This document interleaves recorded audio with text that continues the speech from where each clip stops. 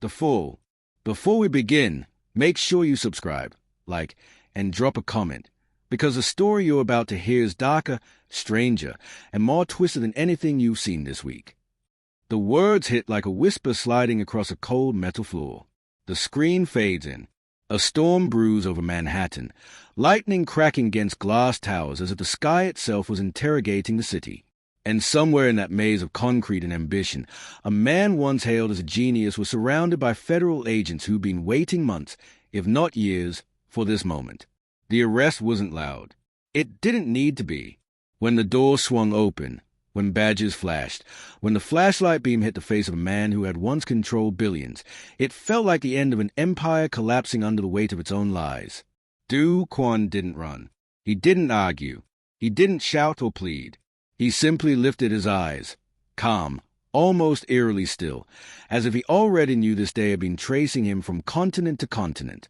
But this story doesn't begin with handcuffs. It begins with a disappearance.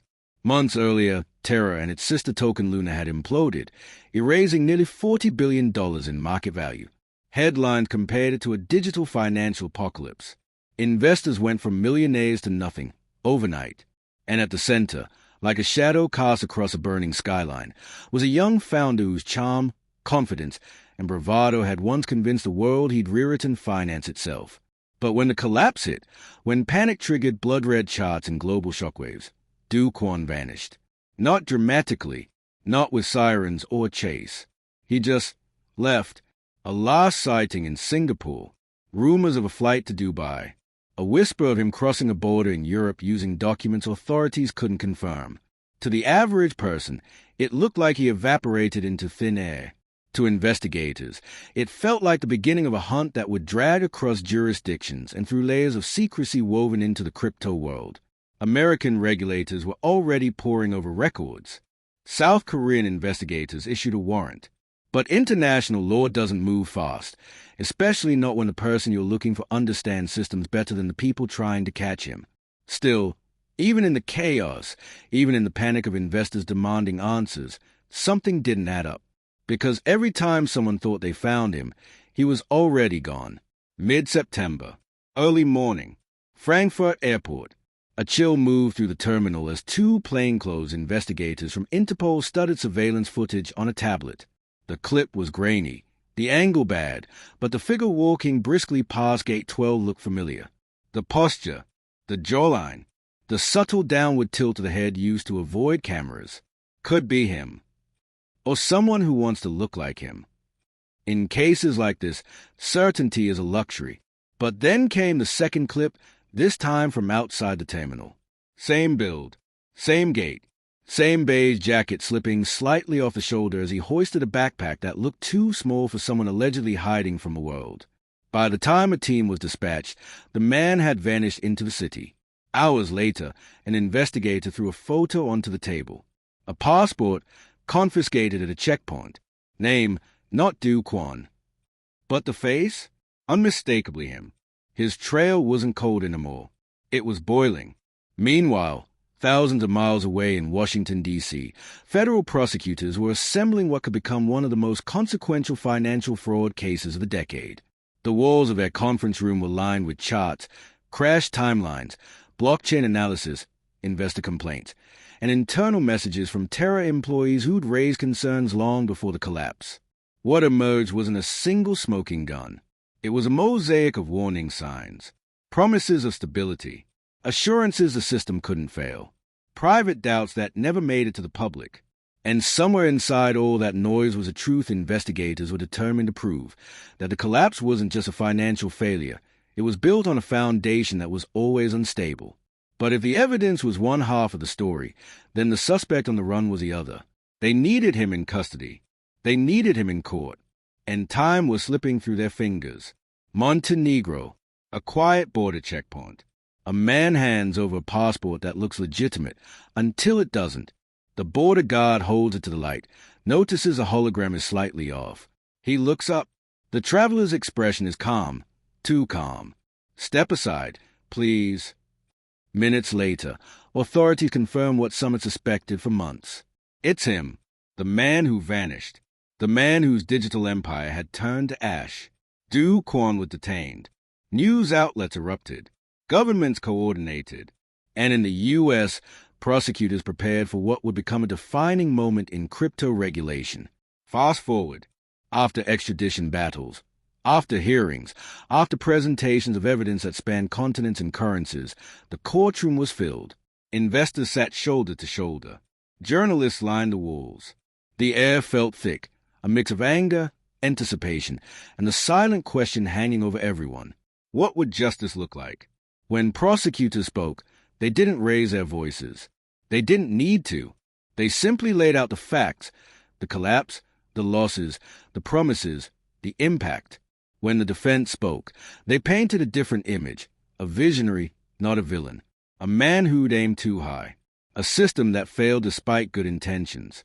Between those arguments lived the truth.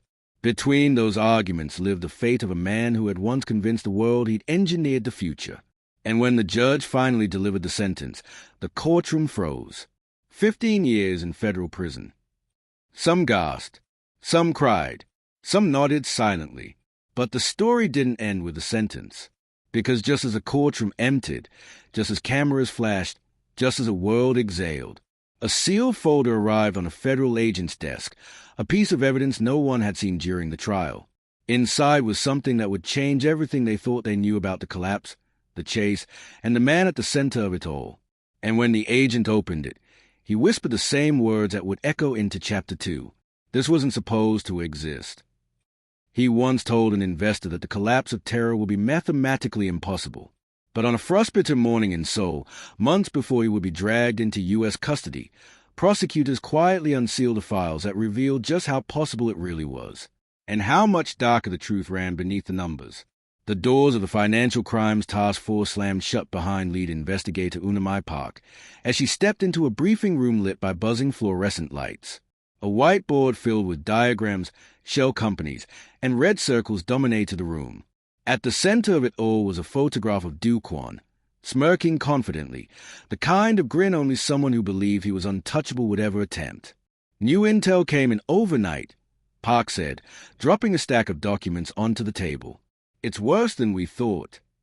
Across the table, U.S. Department of Justice Liaison Agent Marcus Hale leaned forward.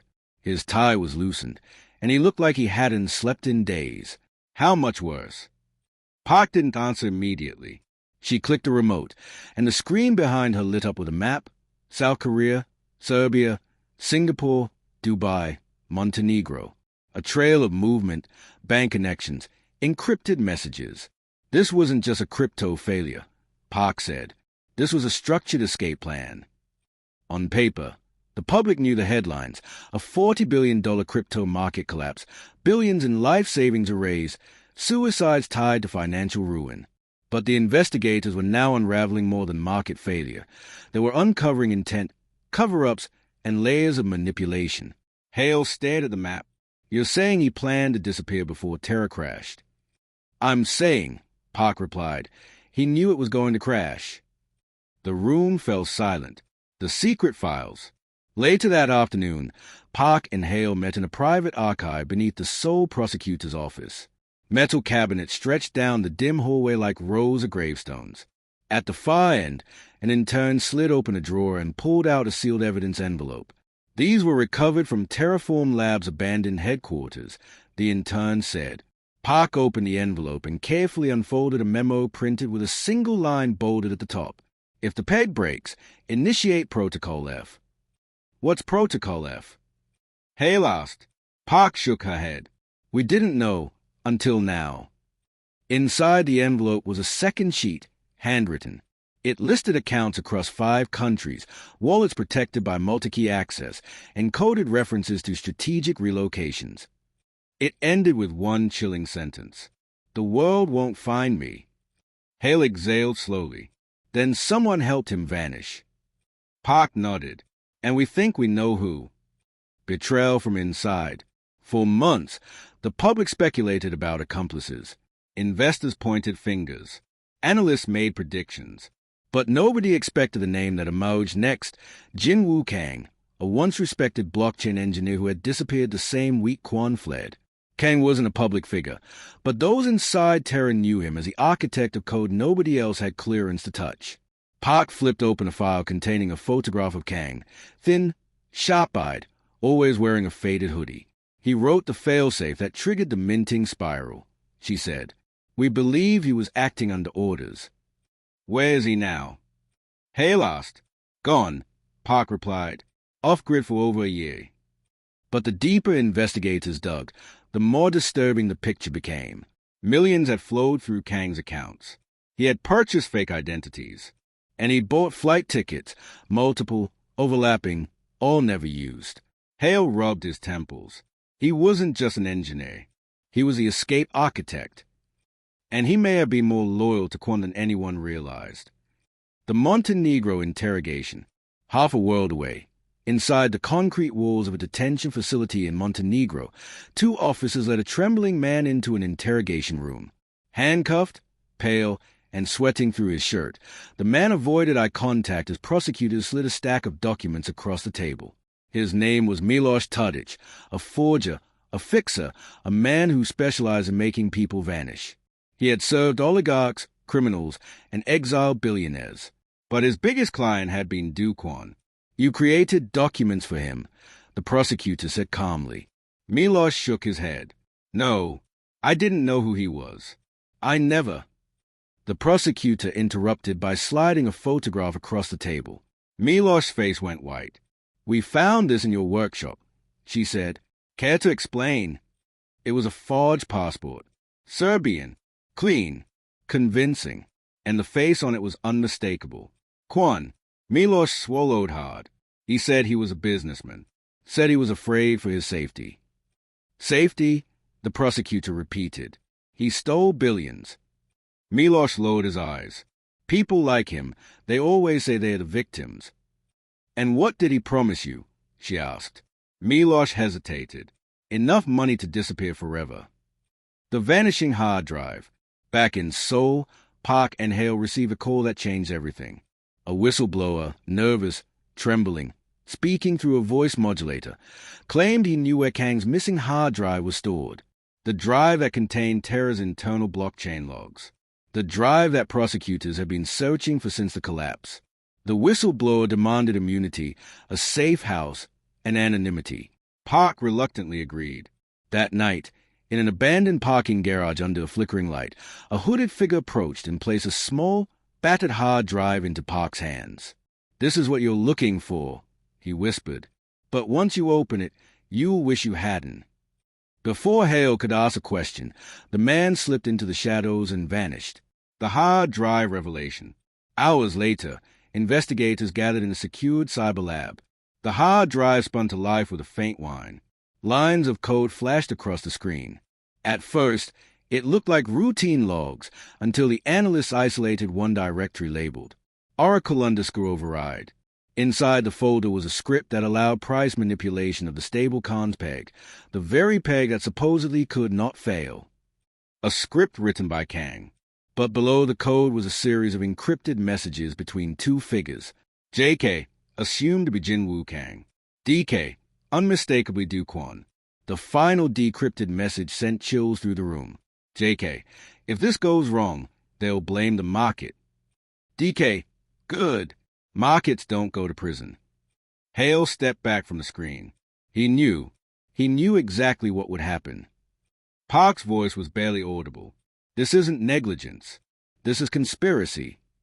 But just as the room fell silent, an analyst gasped. "There's more," he said. "A missing message, deleted, recovered through cache." He clicked. The message filled the screen. "DK, begin Protocol F. I'm leaving tonight." The room froze. Kwon hadn't just predicted the collapse. He triggered the escape plan before the collapse, and Kang helped him vanish. Hale looked at Park. "We have enough to bring him down completely." Park nodded slowly. "Yes, but this means something else." "What?" Kang didn't disappear. Someone made him disappear. Hale felt the weight of the words settle over him. And whoever did it isn't finished. The storm arrived before dawn, a violent wall of rain slamming against the windows of the U.S. Federal Detention Center in Manhattan. Thunder rolled across the East River like artillery fire, shaking the walls of a facility that housed the most dangerous financial criminals in the world.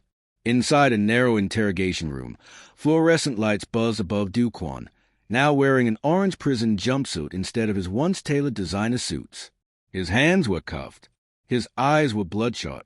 But even now, he carried that same smug confidence, the same practiced calm of a man who had once commanded billions with a tweet. Across from him sat Agent Marcus Hale, a stack of documents resting at his side. The evidence recovered from the hard drive, the decrypted messages, the escape plan, and one thing more, something Hale hadn't expected until the final hour, a lead on Jin Woo-kang. But Hale didn't reveal that yet. Instead, he leaned forward. The court has reviewed everything. The logs, the messages, your Protocol F. Kwon smirked. Protocol F was fictional. You people create drama because you don't understand crypto. Hale didn't react. He slid a transcript across the table. Do Kwon's own messages reflected in the fluorescent glare. DK, begin Protocol F. I'm leaving tonight. Kwon's smirk faltered, just barely, and that was all Hale needed. You're done, Kwon, Hale said quietly. The prosecutors will announce the final sentence at noon. For a moment, the rain was the only sound in the room. Kwon looked toward the window, jaw clenched. And for the first time, Hale saw something beneath the arrogance. Fear. The search for Jin Woo-kang. Hours earlier, Park had called Hale with a tremor in her voice. We found him, she said. Oh, what's left of him? She was standing in a remote cabin deep in the mountains of Jeju Island. Snow blanketed the roof. A pot of tea still sat cooling on the stove, as if someone had just been there. But the man inside had been dead for at least a week. Kang was slumped over his desk, surrounded by open laptops. A USB cable hung from his hand, frozen mid-task. And on the cracked screen before him, a single line of text blinked. He said I'd be safe. There were no signs of struggle, no forced entry, no defensive wounds. Just poison, quiet, effective, untraceable. Park stared at the body as the forensic team moved silently around her. He wasn't hiding, she whispered to herself. He was silenced. And then, on the desk, she found something else. A sealed envelope addressed to anyone seeking the truth. Inside was a handwritten letter.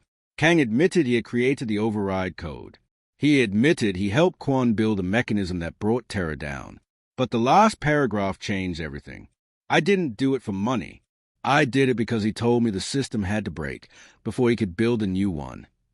A cold chill ran through Park. This wasn't just fraud. It was ideology, the testimony that never came. Back in Manhattan, Hale laid the photographs of Kang's body on the table. Kwon's eyes widened, not with grief, but with calculation. You were expecting him to testify, Kwon said quietly. Hale nodded. Yes, now he's gone. And without him, Kwon said slowly, your conspiracy case weakens. Hale smiled. No, it does the opposite. He reached into his briefcase and pulled out the letter. Kwon's expression changed. For the first time, his confidence cracked completely. This is enough to bury you, Hale said. The judge already has it. Kwon inhaled sharply, his jaw tightening. Jin-woo was unstable. You can't trust anything he wrote. Maybe, Hale said, but the code he wrote, the money he moved, the escape plan you both executed, that's not unstable. That's intentional. Kwon leaned back in his chair. For a moment, the mask dropped. His eyes were cold, calculating. The eyes of a man who had always believed the world was a game he could beat. You think you've won, Kwon whispered, but you have no idea what comes next. The sentencing. At noon, the courtroom was packed. Reporters filled every bench. Cameras flashed as Kwon was escorted inside. His wrists were cuffed, but his posture remained strangely proud, almost defiant. Judge Eleanor Mercer entered, her expression grave. The court, she began, has reviewed extensive evidence regarding the collapse of the Terra ecosystem, the financial harm inflicted, and the deliberate deception that preceded it. Kwon stared straight ahead. For orchestrating the manipulation that contributed to over $40 billion in losses, she continued, and for attempting to flee justice using forged documents. A hush fell over the courtroom. This court sentences you, Do Kwon, to 15 years in federal custody. A gasp rippled through the room. One victim sobbed quietly. Another shook his head in disbelief. Journalists typed furiously. And yet, Kwon didn't flinch. Not even once. He simply closed his eyes, as if he had expected this, as if he had planned for worse. The final twist. That night, as Hale returned to his office, he found a small package waiting on his desk. No return address. No fingerprints. Only a label. For Marcus Hale. Open alone. He hesitated, but curiosity won. Inside the box was a single USB drive and a handwritten note. Kwon wasn't the architect. He was a distraction. Hale frowned, rereading the words. Who would send this? Park? A whistleblower? Someone connected to Kang? He plugged the USB into an isolated computer, watching lines of encrypted data fill the screen. Financial transactions, blockchain logs, offshore movements. At the bottom was one final file. A video. Hale clicked play. The footage was grainy. A dark room. A man seated at a desk, silhouette obscured. His voice was modulated, unrecognizable. I worked inside Terra, the man said, and I know who really triggered the collapse. Kwon took the fall. Kang took the blame. But the real mastermind hasn't been touched. Hale leaned forward. The world thinks the story ends with Kwon's sentencing, the man continued. But the truth is still out there, and it's bigger than you think. The screen cut to black. Hale sat frozen in his chair. For months he had believed he finally understood the case. That justice, imperfect, but real, had been served. But now? Now a single question echoed in his mind. What if the collapse wasn't an accident? And wasn't Kwon's idea at all? Outside the window, the storm returned, thunder booming across the city. And Hale realized something with chilling certainty. This story wasn't over. Not even close. If you thought this case was intense, you're not ready for the next one. Subscribe, because the darkest stories are still ahead.